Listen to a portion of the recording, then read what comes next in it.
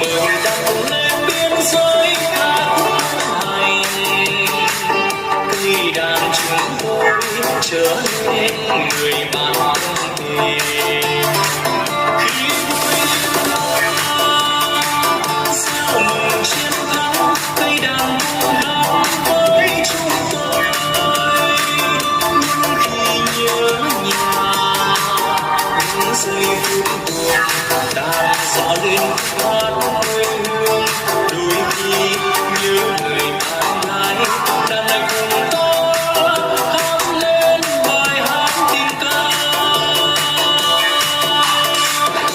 Ai đang guitar tiếng vọng gần xa, khi đang ngân nga giai điệu dân ta nghe thiên nga bao sáng hồng.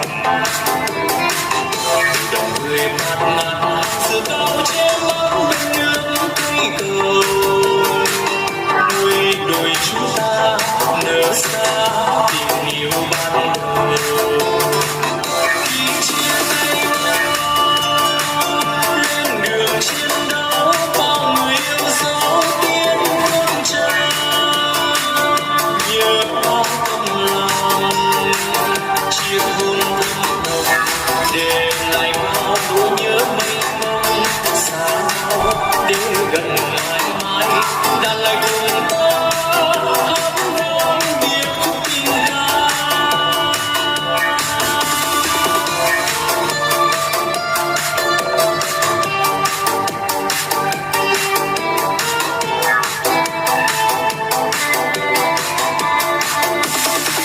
Cây đàn ta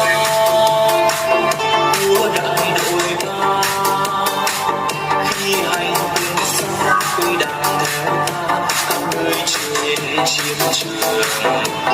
Từng ngày đông đất mời đặt lên biên giới ca khúc hay, cây đàn chúng tôi trở nên người bạn